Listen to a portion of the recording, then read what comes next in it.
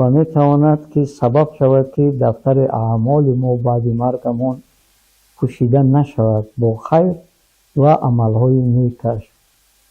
فرزند دشمن هم است، بسیار دشمن شیرین است و چونکه خواب و خور تمام زندگی و حیاتت را به او میبخشی و بسیاری ها فکر میکنند که فرزند را به دنیا میآورند و میخواهند که با دنیا آمدن و با تربیه او هم میراثبر باشد و هم نفر باشد که در پیری دستی او را باید بگیرد و در زندگی او رنج نکشد و او با پدر و مادرش کمک بکنه.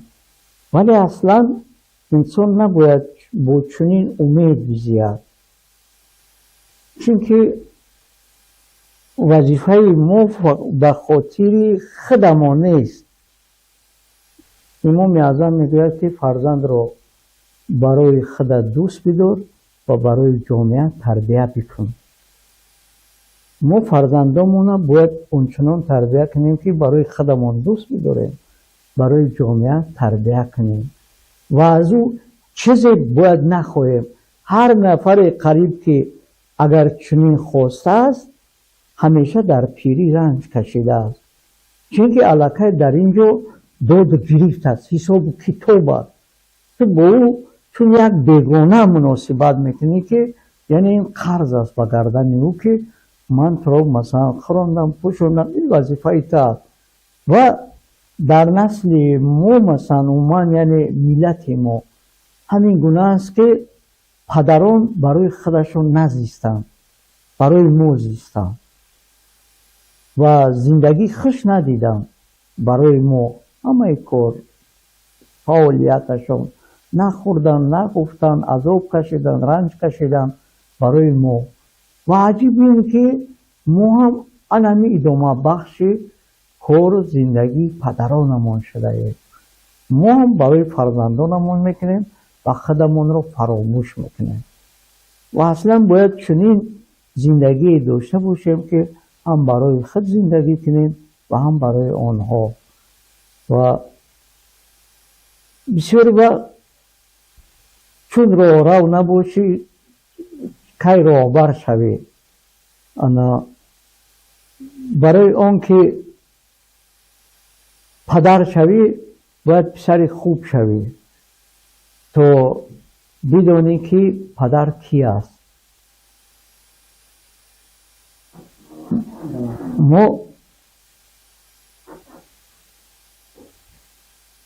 الحال فرزندها گوناگونند، دوستداری جا و مقام پدر می شوند، جا، ثروت.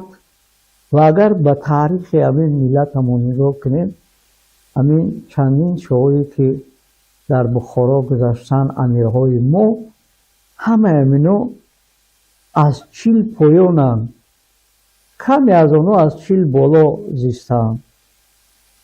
در نتیجه چی؟ در نتیجه چین که اون شهوترانی، اون مال ملک پدر رو میبیند و سبب قتل و نابودی خودشان میشوند، چون که این پسر میخواد که جای او رو بگیرد. عزیزی مصر شدی یوسفا، نمیدانی عزیزی حق که نداد یادی از پدر کردن. روز بعد یک بیت رو با طور خود برای دوستان شعر دادم. میپذیرند نمیپذیرند این کاری او و میگوید که یوسف که به مصر پادشاهی میکرد ای کاش گدا بودی به کنعان خشته. گپ در خصوص شاهی نمیرود. از یعقوب علیه السلام پرسیدن که چون تو میدونستی که این دنیا عاقبت ندارد و در دنیا حتما با پسرت روبرو خواهی شد، این گریه و این چشم کور کردن برای چی بود؟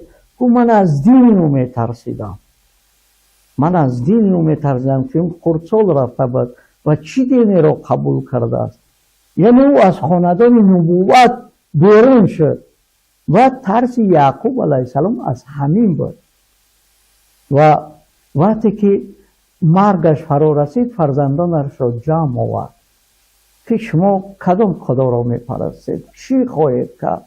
و فرزندانش گفتند که ما خدای تو را، خدای ابراهیم را، خدای یکه و یگانه را میپرستیم. یعنی پدر این گونه عهد را از او گیرید و رسالتش را به انجام رسانید. پدر باید در پیش خود مسئولیت داشته باشد که رسالتش را همچون پدر در دنیا اجرا کرده است یا نه. اگر اجرا نکرده باشد وای بر پدر.